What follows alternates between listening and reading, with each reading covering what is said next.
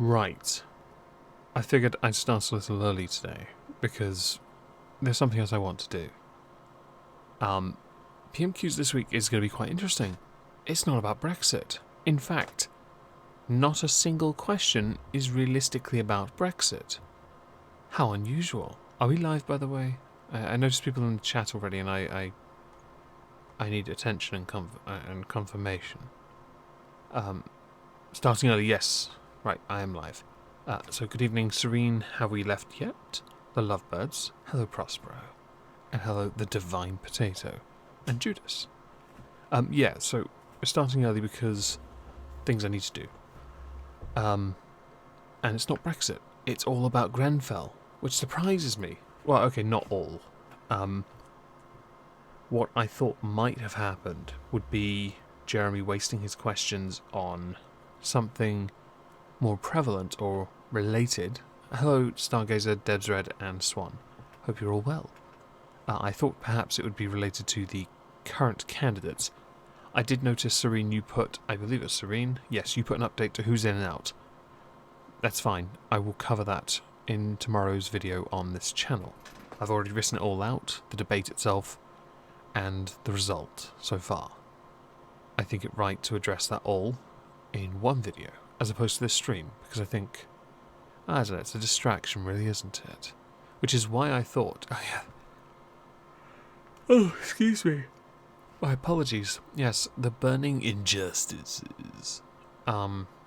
As interesting as that is, the leadership campaign going on, I thought perhaps Jeremy would use that as an excuse to attack each of the candidates. I mean, it wouldn't be hard. Let's think about it. Of those left, Sajid Javid, Home Secretary, taken over from Amber Rudd. The hostile environment is what will hurt him if he doesn't deal with it. Michael Gove, well, Michael Gove set himself up to fail, really. He's kind of a snake who hurt himself. Jeremy Hunt and the junior doctors related scandal, let's call it that. Boris Johnson is his own worst enemy as well, so Boris Johnson for just being Boris Johnson. It's quite tragic, really. I didn't mention anyone else, did I? Well, I could mention Rory Stewart and Dominic Raab, but we don't need to anymore. I think there is a hashtag Rory Walking On, which is interesting. Hello, Renovatio and Amber Alert. Hope you're both well. So yes, PMQs, not about Brexit. Let's just dive into this and see what happens, because by Zippy, exactly. Chaos Media, hope you're well. Okay, where's the audio? Oh, I know where it is. Boomer moment. 1 second, I need to make sure that I don't have... Yeah, turn that off. I know what's in the background as well. Give me a sec, I just realised I've got air conditioner on. Stupid machine making light noise. My apologies for any of that horrible background noise you may have heard. Now you get my breathing instead. Yes, so... No, not that. Not that. Stop it. Better. I keep clicking the wrong thing. I'm on the wrong tab. Hello, Globus. Order. Yes, I'll even go back 3 seconds just so you get your order. Order. Questions to the Prime Minister. Mr. Marcus Jones. When we get... So I should disclaimer. The reason the paper perv is on the thumbnail is because he says something later that actually astonished me that it was allowed to be said, and that he wasn't made to retract it. So that's why. You'll understand when we get there. Question number 1, please, Mr. Speaker. Mr. Speaker,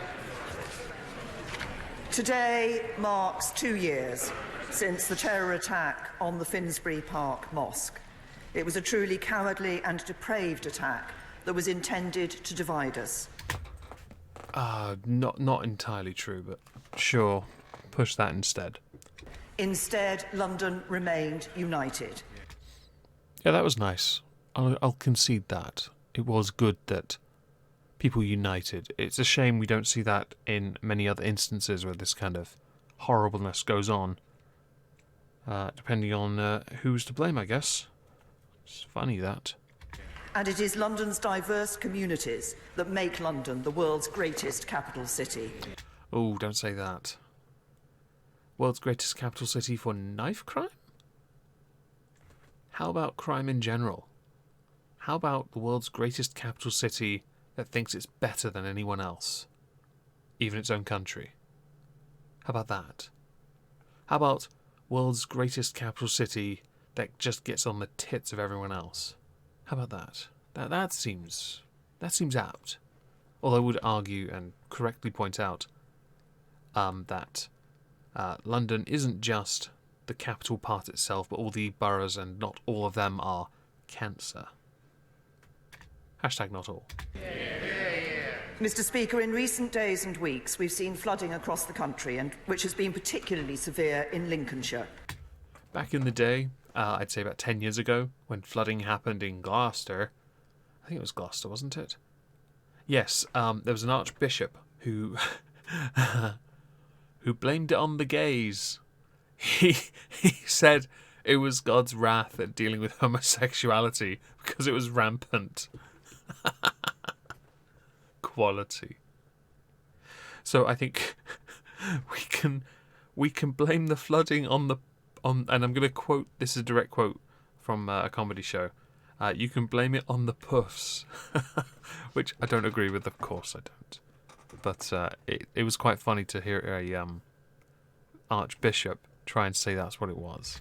I know the whole House will want to join me in paying tribute to the work of the emergency services, our military, the Environment Agency, and all those who've been working on the ground to support the communities affected. The government stands ready to respond and offer all assistance where required. Mr. Speaker, this morning I had meetings with ministerial colleagues and others. In addition to my duties in this House, I shall have further such meetings later today. Anyone notice the anal beads look a bit different to usual? These are more like window frames for Duplo. I have nieces and they play with this, and it just reminded me of that. Marcus Jones. Thank you, Mr. Speaker. I would like to associate myself and the whole House with the comments the Prime Minister has made. Perfectly fair delusions. I'm sorry to hear that your place will also be nuked when I'm in power. You may want to move out. Because I like you. About the Finsbury Park mosque attack and the flooding in Lincolnshire. Mr. Speaker, if our town centres are to survive and thrive, we need more people living in them, more people working in them, and more people spending their leisure time in them. I welcome the Future High Streets Fund and would commend to my right honourable friend, the Prime Minister, the bid that's been put in, the important bid from Nuneaton, and would ask her if she could speak to her ministers to look on that bid very favourably. There's an interesting argument I've noticed taking place in a number of places, whether or not governments should fund to continue helping to maintain high streets. This is a direct response to the rise in online shopping, which has sort of rendered the whole point of going out redundant. Hello, Nicholas Daly. Hope you're well. I do think that there is an argument to be made for some sort of communal sense, that there is arguments, plenty of good arguments to be made that the high streets should be protected. But short of, since a number of the not fast food, but on-the-spot food that's readily available is best bought from them shops, at least we know the high street won't totally die until the delis start delivering, I guess. Then there's the counter-argument of just let it die, it's sociological progression. And I think it's quite interesting. Hello, White. I think more in the sense of living in the towns where there are also residential areas. Prime Minister. Well, can I say, my honourable friend is right to say that high streets are changing and we are committed to helping communities adapt, and he set out some of the things he wants to see if we're going to see those high streets continue to thrive. And of course, as he said, we've provided £675 million in the Future High Streets Fund. I'm pleased to hear about the Transforming Nuneaton programme. I understand this aims to increase footfall and drive economic growth. And the bid from Nuneaton for the High Streets Fund is currently under consideration, and we hope to announce the bids that have been successful in going forward to the business case development phase in the summer. Jeremy Corbyn! Prepare yourselves, everyone. There's going to be a lot of virtue here. Thank you, Mr. Speaker. Today does mark 2 years since the terrorist attack on Muslim people in Finsbury Park outside the mosque and the murder of my constituent Makram Ali. With the far right on the rise both in our country and across the world, we can all send a message to all those who seek to sow hatred and division in our society that we will not be divided. Our diversity is our strength, and I believe always will be. You know, I don't like that term. Diversity is our strength. No. Strength is strength. You don't need diversity. In fact, diversity can just be swept to the side. If that, in fact, is a part of your argument for a strength, then you're quite weak. Because it's that same diversity that allows people to attack each other for arbitrary factors. In fact, diversity is an arbitrary factor. I don't give a damn what someone is. Race, gender, faith, any other identifying feature, I just don't give a damn. If you're strong, you're strong. If you're weak, you're weak. I don't care. I don't know why he felt the need that he had to mention that, oh, one of my constituents was also a victim. Just shut the fuck up. Tragedy happened, you don't need to milk that shit. Hello, Flamesword. Yes, hello, Vent, hello. Diversity is our strength unless that diversity is your right wing. That's a point, actually, because the Conservatives are considered centre-right. So naturally, all the bad is on their side. There's never any recognition of extreme left, and yet it sits on those benches. Hello, Director Greyhound. Hope you're well. And I concur with what the Prime Minister Oh, and hello, Sir Blue-Footed Booby. said about the need to support people who've suffered from the floods over the weekend and, of course, the work of the emergency services in helping them. On Friday, I was honoured, Mr. Speaker, to join Grenfell residents and survivors to mark the two-year anniversary of that terrible tragedy. With great dignity, they're also campaigning for justice and change. Across this House, we have a duty to make sure such fires can never happen again. That's why I've signed up to, and I hope the Prime Minister will, the Never Again campaign run by the Fire Brigade Union with the support of the Daily Mirror. 3 years after the Grenfell fire, the Prime Minister said, "My government will do whatever it takes to help those affected get justice and keep our people safe." So 2 years on, why do 328 high-rise buildings, homes to thousands of people from Newham to Newcastle, still have the same Grenfell-style cladding? This, by the way, is true. There's over 320... I actually have the numbers. Where is it? Oh, yeah. 328 buildings have the aluminium composite material cladding, or ACM. Right. The government is going to pay $200 million to remove ACM from privately owned blocks. Something that is not, because it's privately owned, it's not their responsibility. But they are stepping in to do so. It's also... Where is it?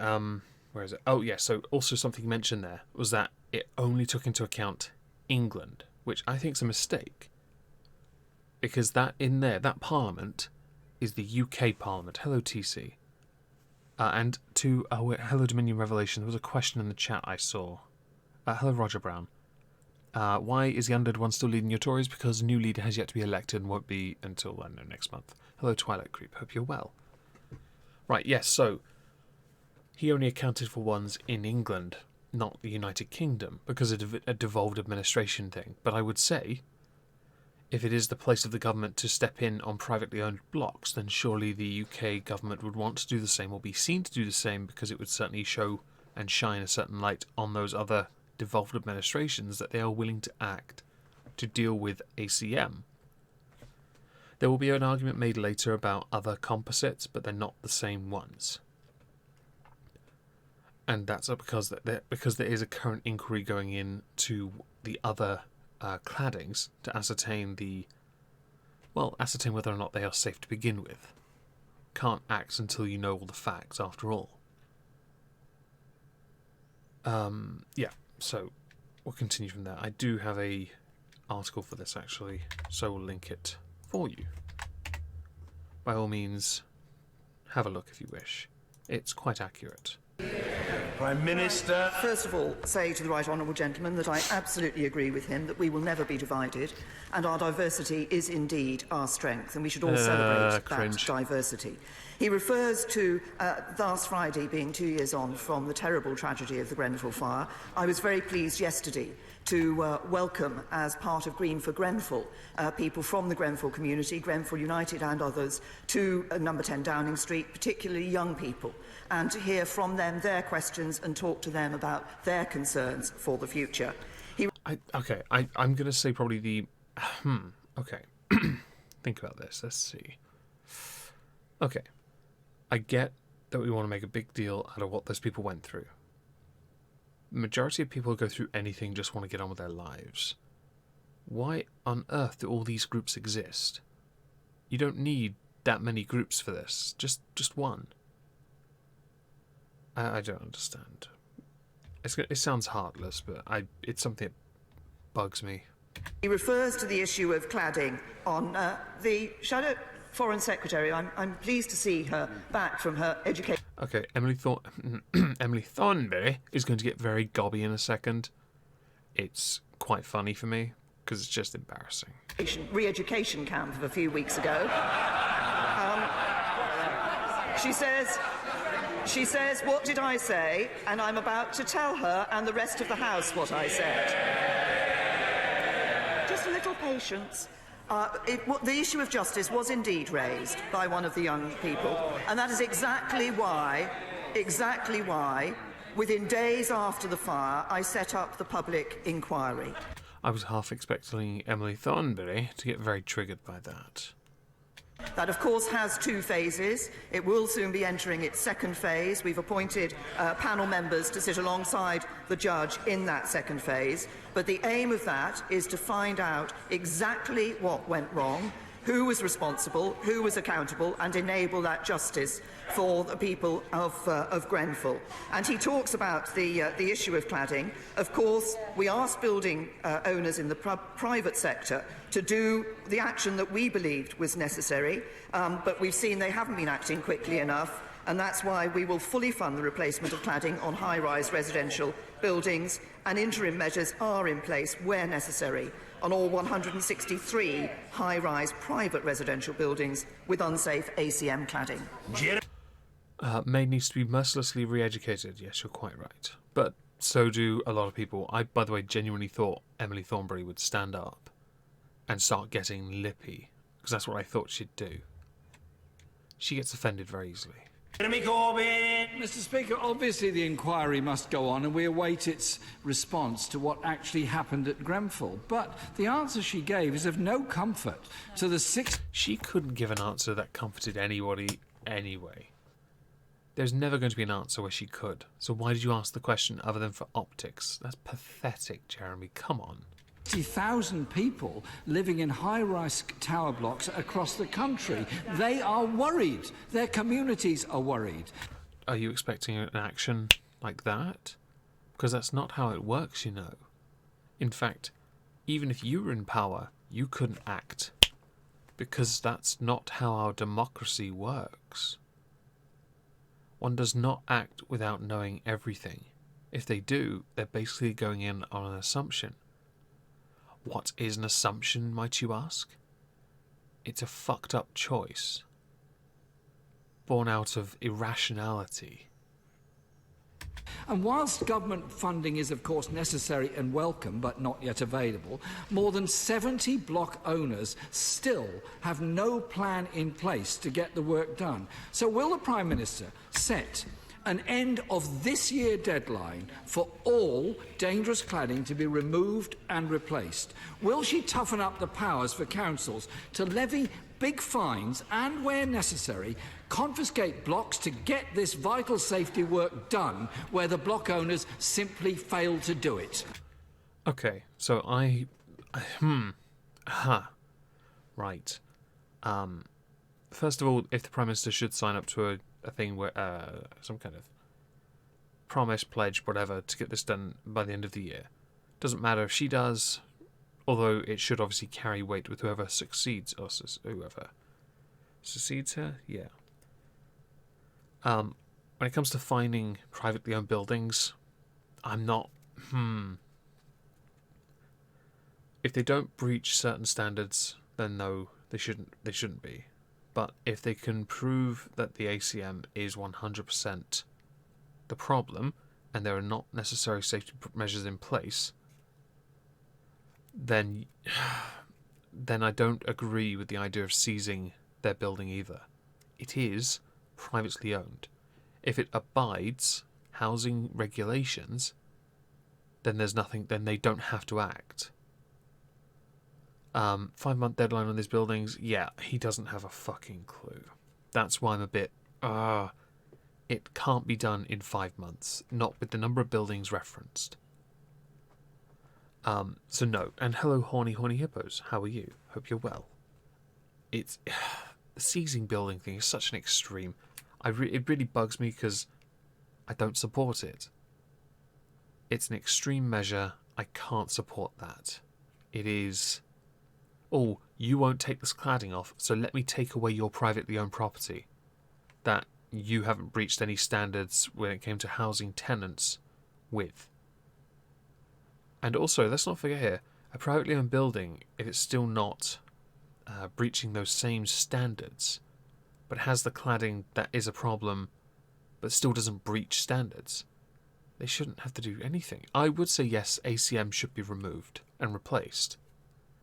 I also would say the government has offered 200 million to do it.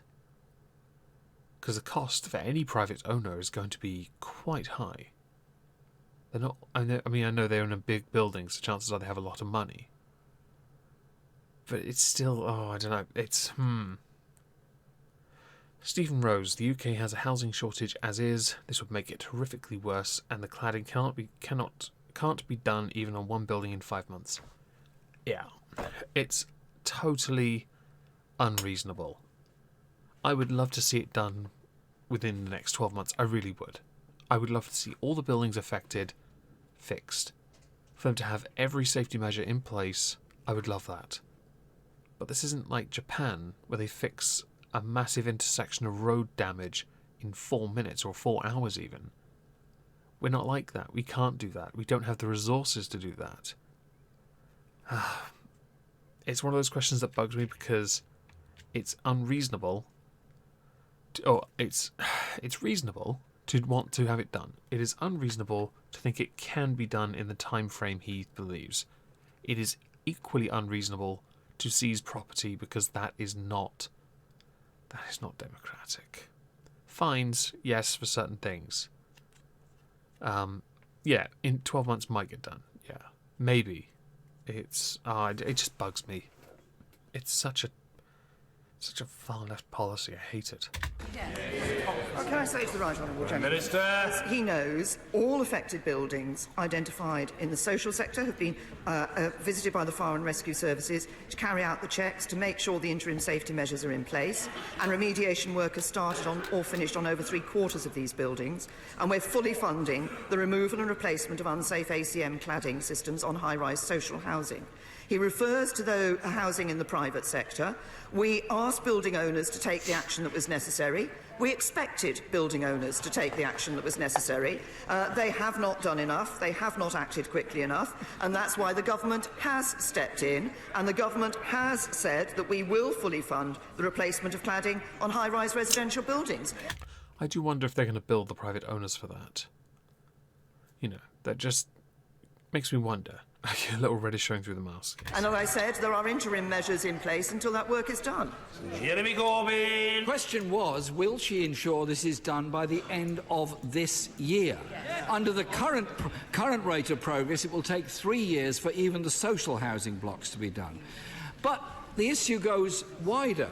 1,700 other buildings, including hospitals, care homes, schools and hotels, are clad in other potentially combustible materials. If landlords won't act, will the government step in and act on those buildings as well? The 2013 coroner's report into the deadly Lacknell House fire recommended sprinklers should be retrofitted to all social housing. Currently, only 32 out of 837 council tower blocks above 30 metres have sprinklers. 2 years after Grenfell, 6 years after the coroner's report, will the Prime Minister now accept the recommendation and set a deadline for all high-rise blocks to have sprinklers retrofitted? Prime Minister. First of all, he raises the issue of other cladding, and indeed the work is being done to investigate other cladding and to look at the safety of other cladding. Yeah, so this is actually quite important. You don't simply act and remove all the claddings to replace it with one particular cladding. It has to pass certain tests first, doesn't it? And yeah, I don't think we have the labour to be able to do this. He then talks about the coroner's report and recommendation in 2013. I think he has inadvertently said something that doesn't quite reflect what the coroner's report said. What the coroner's report said was that landlords should consider putting in retrofitting sprinklers. It did not say that every building should be retrofitted with sprinklers. And of course, as he will know, there are many up and down the country, including Labour councils, who have chosen not to fit sprinklers. While it is a semantics point, actually it's quite an important one. Not all these buildings require this. I would say I think it's a great idea that they all have it as a precaution. But if they don't need to have it, then they're not going to have it, are they? Jeremy Corbyn. Mr. Speaker, the coroner's report made it very clear that they thought sprinklers would make blocks safer. I don't think we should be playing around with semantics here. We should be making sure that all the blocks are safe across the whole country. It's interesting you say the whole country. But again, you are the UK Parliament. This isn't just an English issue. This is an issue for all countries in the United Kingdom that have these buildings. Why are you also reluctant to talk about that, I wonder? Only 105 of the 673 new build schools have sprinklers. Under Labour, we'd make sure that all new schools have sprinklers fitted. With what money? Grenfell survivors say we were victims before the fire. Radical change is needed in our system of social housing. Tenants raised concerns about safety. They were ignored. So 2 years on from Grenfell, when will we see government legislation to strengthen tenants' rights and apply the Freedom of Information Act to all housing associations as well as local authorities? I'm not entirely sure why you want information from housing associations. I don't think that's relevant or important, unless he's trying to refer to rent rates for different people in different areas, or in the same area being paid or charged more. I don't quite understand that. I got the point about Grenfell people who survived that saying they felt like victims before then. Yeah, unsurprising. They're going to feel like that. They're in one of the poorest blocks in the country, or even in London for that matter. You are hardly going to find people who are happy and Lowry to be living there, or to have lived there when the place was, not charcoal. Prime Minister. First of all, it is absolutely right. One of the aspects of what happened at Grenfell Tower, which I believe is truly shocking, is that residents of that tower were raising concerns with the tenant management organisation and the council before the fire happened, over a significant period of time, and their voice was not heard. That is why one of the other things that I did after the Grenfell Tower fire was to initiate work looking at social housing. For the Housing Minister, the then Housing Minister, and this has been taken on by subsequent Housing Minister, went around the country meeting with people in social housing to see, was this something that happened simply at Grenfell, or was this something that was happening across the country, and how can we strengthen the voice of people who are living in social housing?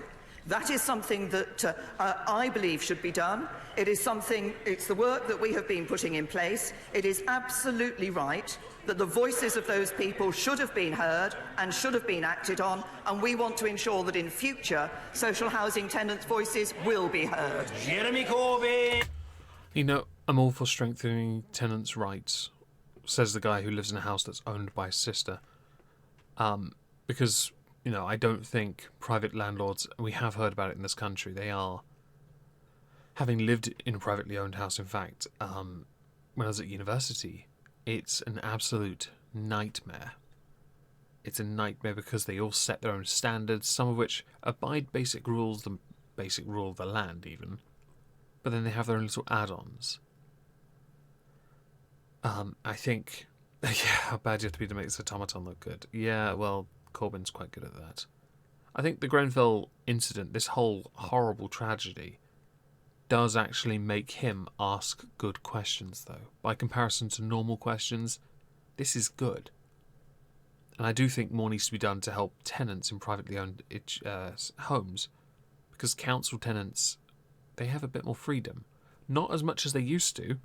I know this now because I had to get permission to build a greenhouse once. I had to get permission to plant a shrub in the garden. It's ridiculous. But privately owned is very... it bugs me. Mr. Speaker, that's all well and good, but just how long does it take to amend the Freedom of Information Act to make sure it applies to social housing run by housing associations? Well, that would be many, many months. It has to be raised in Parliament, it has to be voted through Parliament, it has to go through committees, it has to go through readings, it has to go through debates. It could take many months. But I think it also depends on what the intention is. And that's the key part. You haven't stated what the intention is. Without that, this looks like you invading housing associations who are privately owned. They can do whatever they damn well want with their houses. They can set their own rent rate as well, because your government and the Conservatives have never regulated it. Never regulated privately owned, to the point where rent rates are obscene. A council house where I live costs about $350 a month. Privately owned, same size, can cost up to $1,500 a month. It is obscene. How about you fix that instead? That to me feels like more like a burning injustice, because it's just an excuse for the landlords to then to mortgage the house, bump the rent to cover that and themselves, and carry on as if nothing happened. It bugs me. As well as local authorities. The government spent £1,013 million on fire services in 2016-17. This year, it's £858 million. £155 million cut from fire services. Every fire authority across the country, from the 11% cut in Greater Manchester to 42% in Warwickshire, are going through the same experience. Because there's less fires.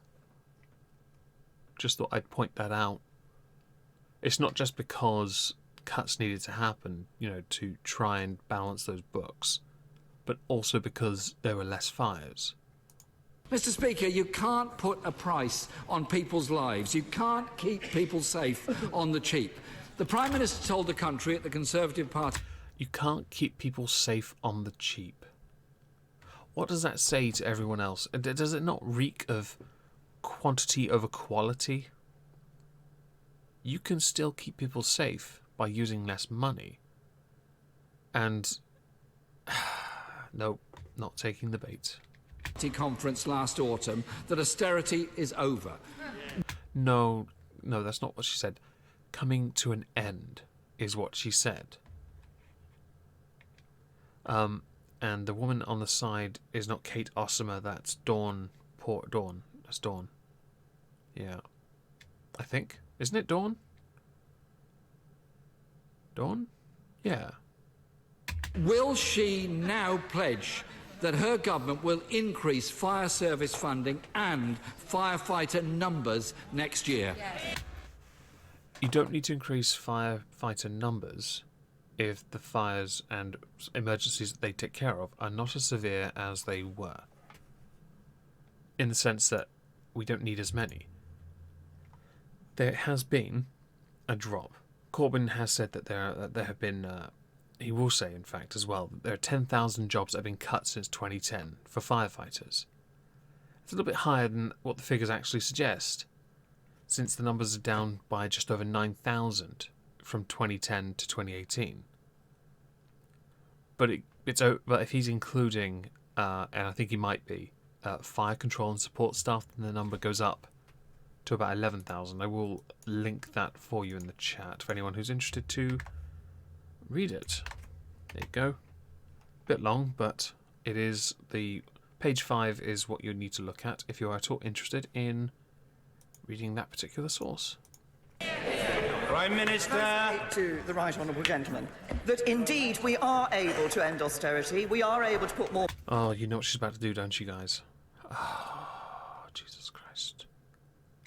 I swear the vein on my temple is about to choke me. I should be drinking mead. Money into public services. The reason we're able to do that is because a Conservative government takes a balanced approach to the economy. We have been putting right the wrongs that were left by a Labour government that left us the largest deficit in our peacetime history. That's the legacy of Labour. We saw fewer people in work, less money to spend on public services, and we won't let it happen again.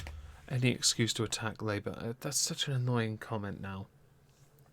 I will agree, the Conservatives had to do some of the hardest things ever. There was never a way Labour could have spent their way out of it. Conservatives had to punish everyone but the mega-rich to get the mega-rich to stay here and pay their taxes, close the loopholes so that they paid their taxes. Hello Karma, hope you're well. It just bugs me so much. We had to endure so much as a country, and we're still here doing this, you know.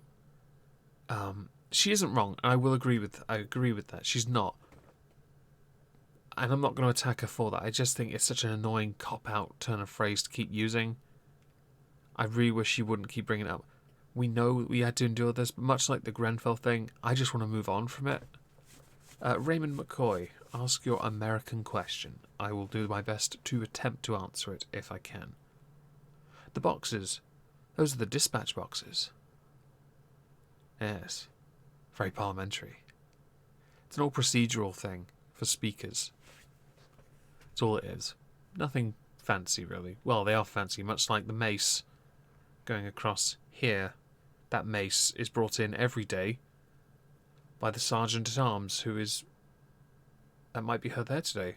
Where's the guy? Perhaps she's the Sergeant-at-Arms today. They carry it into Parliament at the beginning of the day, and they carry it out when the day's reading is over. But yeah, the dispatch box is just indicating of certain speakers. It's an all procedural thing, that's all, really. Where's Guido? Wasn't the one that came up with it. Just saying. The legacy of this Tory government is 10,000 firefighter jobs cut since 2010. No. 40 fire stations closed, including 10 in London under the previous mayor. Yeah, no, it still doesn't mean that we needed them. You didn't look at the stats, did you? Just saying. Mr. Speaker, the Prime Minister claimed action on Grenfell would be part of her legacy, but in 2 long years, too little has changed. I don't suppose it's because not much could have happened in that time, do you? Past, rehousing those people as best you could, and trying to get the ball rolling on that much-needed investigation to know who we actually have to blame. Because all you were trying to do was blaming anyone anyway. You're just blaming to look good, with very, very little information on it.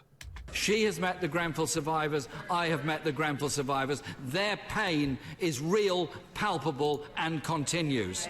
A big test for the next Prime Minister will be to make good the failings of this government over the past 2 years. A failure to rehouse all the survivors. A failure to give justice to the Grenfell community.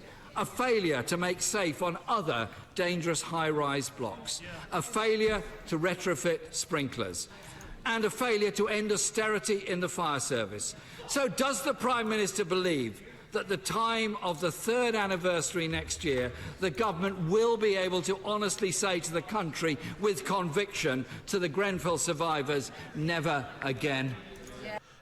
It's really important to note that there have been a number of things that have happened. I'm going to link it in the chat about what has been happening with regards to the housing situation for those Grenfell survivors.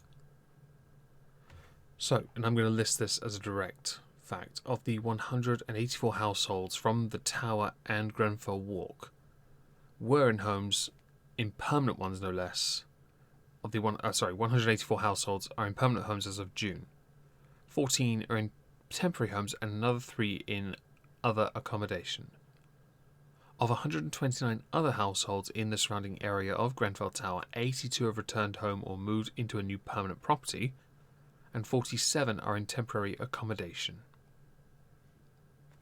All people that were around that area were offered permanent or temporary things. And yes, it's not ideal to have a temporary thing. However, it was a solution at the time. Your option, if I remember correctly, was to seize privately owned homes from Saudi princes because they weren't using them. That's not how this works. Prime Minister! The Right Honourable Gentleman refers to the rehousing of the Grenfell survivors. All 201 households have been offered temporary or permanent accommodation, and I think it's 194 of those households have accepted that, and 184 have been able to move into their accommodation. The Right Honourable Gentleman talks about what the government has been doing in response to the Grenfell Tower fire. We have set up immediately a public inquiry.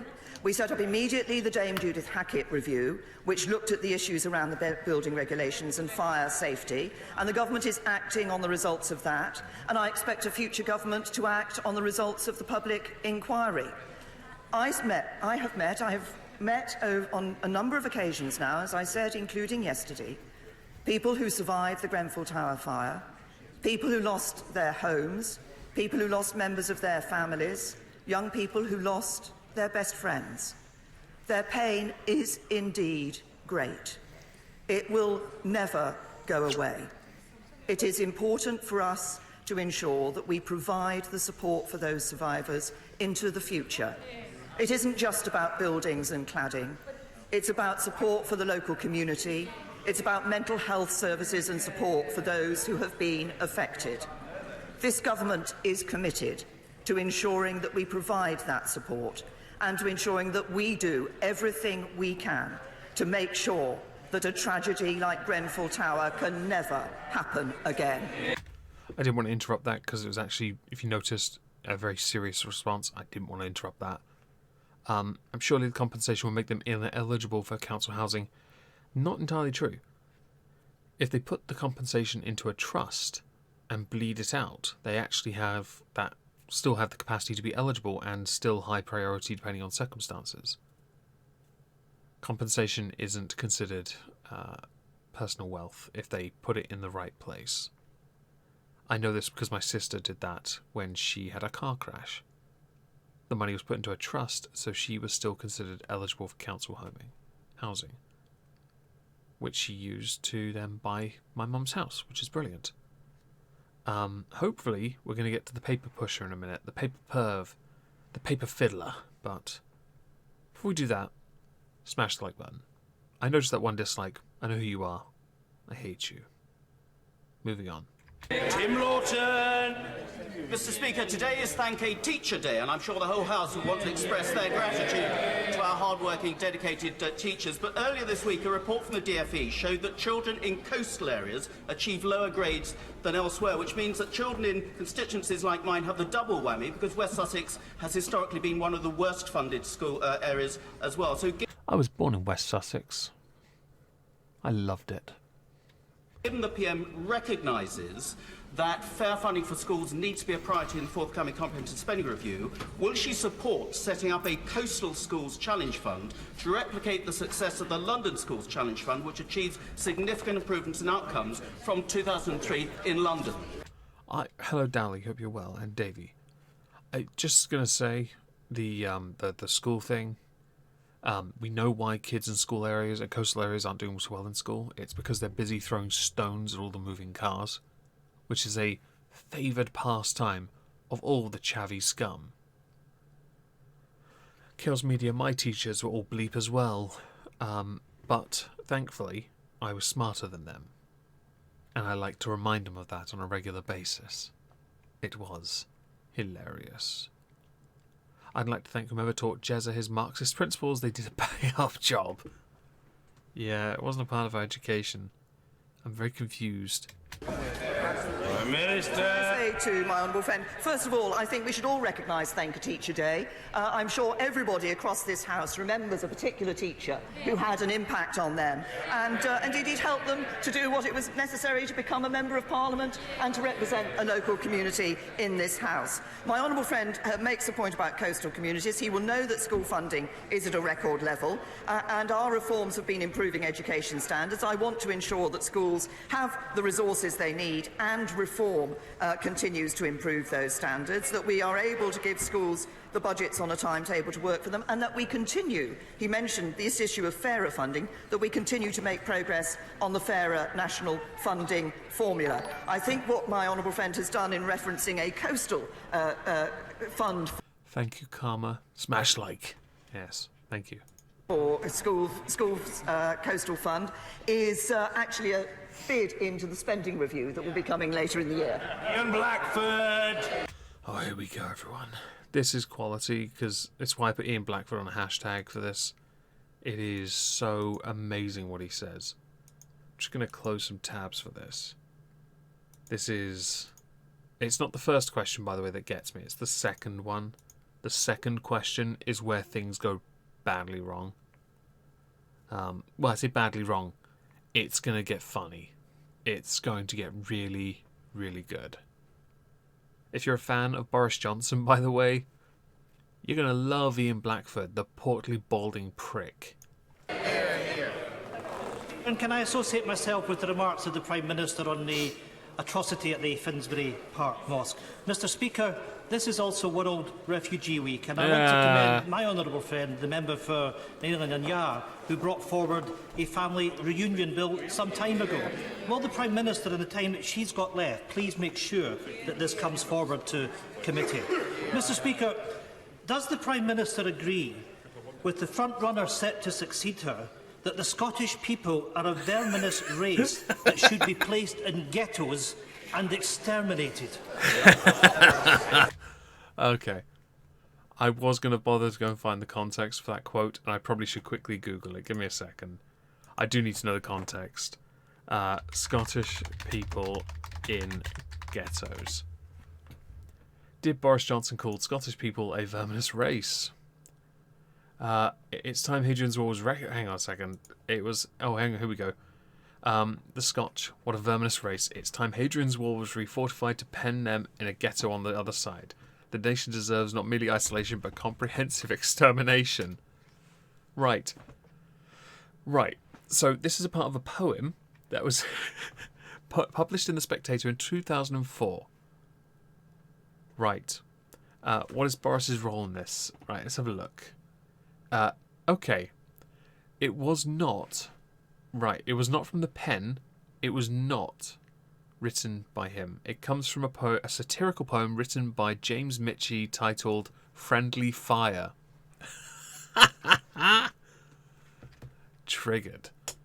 I'm going to link the article I've just found for that, actually, because I think you do need to know this. There it is. That's brilliant. I love it. Paper Pervert is already going balls deep, and he's already fucked it. People are going to notice on this channel I swear a little more. Yeah, this is the channel I don't mind if I get demonetized on, because I just do political stuff and political videos, which I hope you all don't mind. I'm quite enjoying doing shorter format videos on this channel as well. It's good fun.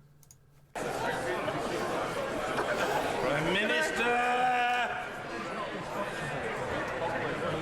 Can I just say to the right honourable gentleman that The Conservative and Unionist Party takes the people of every part of this United Kingdom not only seriously, but we welcome the contribution from people of every part of this United Kingdom, because that is what makes the United Kingdom the great country it is. And It's not a country. long may Scotland remain part of it. I would say the poem is right. I mean, you are a feminist face. I can't do that with a straight face. Sorry. I think it's very funny how offended you've gotten. I think that's actually funnier than the poem itself. I hope, by the way, you're all braced. I hope you all got your pants off, your trousers off, whichever you wear. You got your lube ready, because what he's about to do is amazing. What was that? That was my phone. Right, yes, so this is going to be... Oh, her microphone dipped. Sorry. I'll fix that. There we go. Oh, you're just going to dip on purpose. Fantastic. Ready? Ian Blackford. Hello, so psyched. Hope you're well. Well, of course, Mr. Speaker, words matter and actions matter. The man who published those words in his magazine, the Prime Minister thought was fit for the office of our top diplomat, and he You ready for this? hasn't stopped there. It's getting worse. He said that Scots should be banned from being Prime Minister. Banned from being Prime Minister, Mr. Well, yes and no. If you are an MP of a party, a majority party in the UK, and you happen to be Scottish, you can be Prime Minister. I think he's referring in the context of I think, if I remember correctly, the context was for the SNP to have somehow a majority if the seats were readjusted. But yes, Gordon Brown was Scottish and Prime Minister. You're quite right. Mr. Speaker, and that a pound spent in Croydon was worth more than a pound spent in Strathclyde. That's true, though. A pound will go further as well, because your money is adorable. I think the best you could hope for is a small portion of chips there. In Croydon, you'd get a large portion of chips at least, and you'd get bottled. This is a man who is not fit for office. Ooh, those attacks. Blair was Scottish, I know. But we don't remember that because he's not a real Scotsman. He doesn't have a real Scottish voice. And Brown, no, he's not an SNP, so he's not a real Scotsman either. Nor any of the Scottish MPs sat on Labour's, Liberal Democrats, or the Conservative benches. It has been said, Mr. Speaker, the ultimate measure of a person is not where they stand in moments of comfort, but where they stand at times of challenge and controversy. Oh, I'm ready. I'm literally ready to explode. This is a time of challenge, and so I ask, does the Prime Minister realise not only is the member racist, he is stoking division in communities and has a record of dishonesty. Does the Prime Minister honestly believe... Oh, shit. Order. If the right honourable gentleman is referring to a current member of this House, I don't know whether he is, but if he is, he should be extremely careful in the language he uses. He should have notified the member in advance. But I would urge him to weigh his words. Mr. Ian Blackford. Many would want him to withdraw the remark, just saying. And indeed, and I think it would be much better if, for now, he would withdraw any allegation of racism against any particular member. I don't think that this is the forum. I don't think it's the right way to behave. Mr. Ian Blackford. Mr. Speaker, I have informed the member, but the member has called Muslim women letterboxes. No, he called those that wear certain items letterboxes, or they resembled them because of that slit that basically looks like a letterbox. Described African people as having watermelon smiles and another disgusting He did, that was pretty funny. slur that I would never dignify by repeating. If that's not racist, Mr. Speaker, I don't know what is. You don't know what is. You think you're a race. That's why he's on the thumbnail, by the way. He is smug and ridiculously unintelligent. Yeah. Quality masturbation material. Does the Prime Minister honestly believe that this man is fit for the office of Prime Minister. Prime Minister! I still want to hear him say the third slur, though, to be fair. It's not racist if he's not wrong. Very true, but I don't think it's racist against Muslims. I don't know the full context about the watermelon smile. I didn't actually... I will quickly go and find it, because that would be the right thing to do. Watermelon smile, Boris Johnson. Sorry about the loud keyboard. Where is it? Where is it? Why we asked black people about Boris picking the knees and watermelon smiles comment. Where is the actual... Oh, hang on a second. Is that an apology? Where is it? Where is it? Where is it? Oh, yeah. Boris Johnson has apologised for referring to black people as picking the knees and talking about watermelon smiles. He said that sad that people have been offended, but insisted the words have been taken out of context. In Daily Telegraph 6 years ago, he mocked Tony Blair's globetrotting. What a relief it must be for Tony Blair to get out of England. It is said that the Queen has come to love the Commonwealth partly because it supplies her with regular cheering crowds of flag-waving pickaninnies. It also mentioned watermelon smiles. That's the context. I don't... Hang on a second. There's something I do want to quickly check. Where is it? North American historical racial slur refers to dark-skinned children of African descent. It's a Pidgin word form derived from the Portuguese pequenino, a diminutive version of a bird pequeno, little. Don't really consider it a slur, to be honest. I've heard the word ninny used. I've heard picker. No, it doesn't matter. Perhaps that was a little bit on the racist side. It's not. No. There's a bit of a line. I'm not entirely sure it crosses it. Skinnies on the roof. What? I don't know what that's about.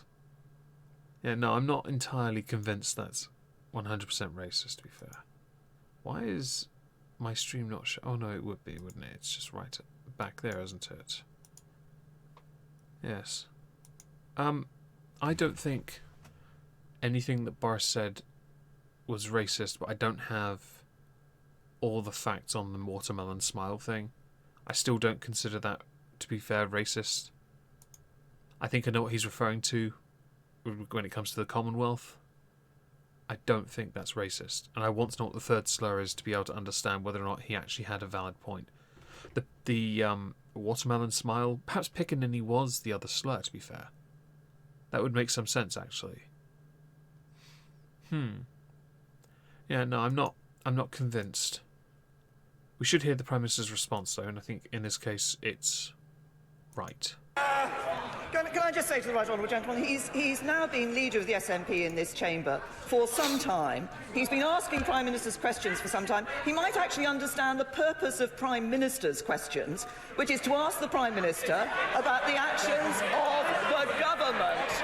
That is what he should be asking us about. And I can say to the Right Honourable Gentleman, that I believe any Conservative Prime Minister in the future will be better for Scotland than the Scottish Nationalist Party. She had a point. To be honest, attacking Boris Johnson doesn't actually address anything on her, because it's the last few weeks as Prime Minister. You'd want to attack policy as opposed to who's going to succeed her. That was just an optics question. Pickaninny is a racial slur in America. It's not really much of one here because of our country. It just doesn't work. And I think that's the same with certain words in different countries. It doesn't work as a slur in this country. It's fine sparkling white teeth. Yeah, I'll be honest, I kind of agree. A watermelon's delicious. I think actually it's more the way a watermelon slice is it, and the fact that watermelon is quite popular within a certain area of the world, although I would say it's quite lovely. I might have some for breakfast tomorrow now. May go into the supermarket and buy some. Yeah, so I don't think smile as large as a wedge of lemon. Yeah, no, Prospero, you're right. I don't think that's racist. I'm sorry, but look at the smug look on this twat's face. Oh dear. I don't believe Boris Johnson's racist. The pickaninny word perhaps could be taken that way. because I've now found out that that could be argued to be racist in America. Not in the United Kingdom. It doesn't work here. We use many different words that could be argued to be racist in any other country. It's just not... No, it's not one here, I'm afraid. I think he's clutching at straws. And, well, he didn't say it was the third one, but I think the reason he didn't say it was because it was that one. And the Muslim thing, Muslim's not a race. That full face, whatever, is it burqa? Whatever that postbox thing is, the sentient bin liner. I don't care for it. If you want to wear it, but you got to learn to take a joke as well. The chav, yes, she's not ideal. I'm going to get rid of that. I'm done here now, actually. Yeah, I'm done. I'm going to go and watch some movie, maybe some TV. I've written tomorrow's video, which will be out on this channel. It is going to be about the BBC debate, or as I've called it, I believe I've got my book here in front of me, my notebook. I've called it, How on Earth Does Emily Maitlis Still Have a Job? And who on earth thought it was a wise idea to get 5 dudes to sit on high chairs, to spread their legs as far as possible and to continually interrupt each other for an hour and not make a single answer, including Boris, in what could have been something of great potential had they decided to abide American rules with time limits. It's a working title, it's not one I'm going to stick with, but I will certainly address it tomorrow. It's all written and ready to be recorded tomorrow morning after I've done some overtime. So thank you all very much for joining and have yourselves a lovely evening. Good night.